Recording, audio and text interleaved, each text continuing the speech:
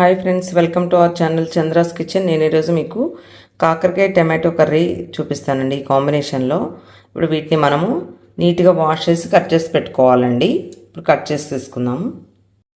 చూస్తారండి, నేను కాకరకాయ టమాటో ఆల్రెడీ కట్ చేసి పెట్టుకున్నాను. దీనిలో ఇప్పుడు ఇలా ఒక 4-5 ఆనియన్స్ సరిపోతాయండి. బిగ్ సైజ్ అయితే ఒక 3 సరిపోతాయి. కొంచెం నార్మల్ సైజ్ ఉన్నాయి కాబట్టి నేను ఒక 6 తీసుకున్నాను. ఇప్పుడు మనం ఆనియన్స్ కట్ చేసి పెట్టుకుందాం. చూడండి, నేను ఆనియన్ కూడా కట్ చేసి పెట్టానండి. ఈ క్వాంటిటీ ఆనియన్స్ ఉండాలండి, ఉన్నప్పుడే కర్రీ టేస్ట్ బాగుంటుంది. దీనిలో చేదు అనేది అస్సలు రాదండి, మనం టమాటో వేస్తున్నాం కాబట్టి. ఇప్పుడు మనం కర్రీ స్టార్ట్ చేద్దామండి. ఆయిల్ హీట్ ఎక్కిందండి. దీనిలో ఇప్పుడు పోపు గింజలు వేసేసుకుందాం.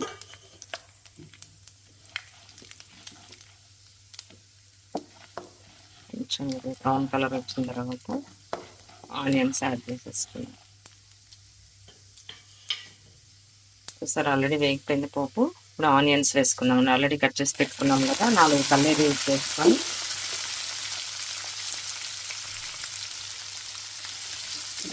ఇక్కడ మొత్తం మిక్స్ చేసేసి మూత పెట్టేసుకుందాం. మూత పెడితే ఏంటంటే త్వరగా మగ్గిపోతుంది. దీనికి ఇలా మిక్స్ చేసేసి లిడ్ పెట్టేసుకున్నాం.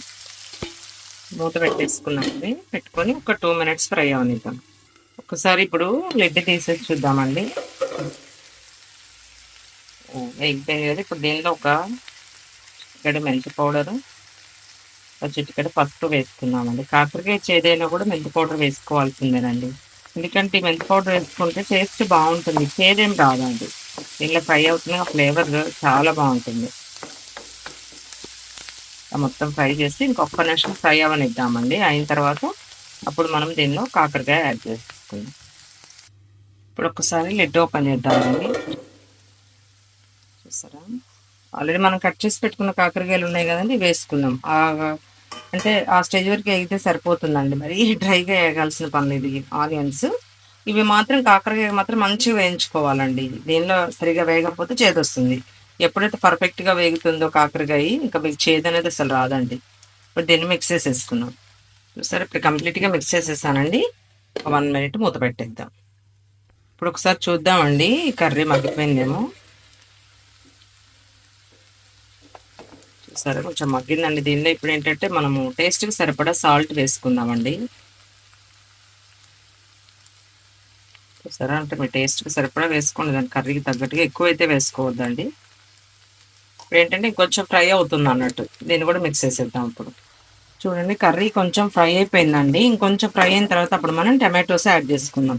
నేను ఫస్ట్ చెప్పాను కదండి, ఈ కాకరకాయ అనేది కంప్లీట్గా మగ్గాలండి. ఫ్రై అవ్వకపోతే చేదు వచ్చేస్తుంది కాబట్టి ఇంకొంచెం ఫ్రై అయిన తర్వాత అప్పుడు టమాటోస్ యాడ్ చేసేసుకుందాం. చూసారా, కంప్లీట్గా ఫ్రై అయిపోయిందండి. ఇలా మంచి కలర్ వచ్చిన తర్వాత ఇప్పుడు మనం టమాటోస్ యాడ్ చేసుకోవాలి. ఆల్రెడీ కట్ చేసి పెట్టుకున్నాం కదండి, ఆ టమాటోస్ యాడ్ చేసుకున్నాం. దీన్ని కూడా ఇప్పుడు మిక్స్ చేసేద్దాం. చూడండి, టమాటోస్ కూడా మగ్గిపోయాయండి. ఇప్పుడు రెడ్ చిల్లీ పౌడర్ వేసేసుకుందాం.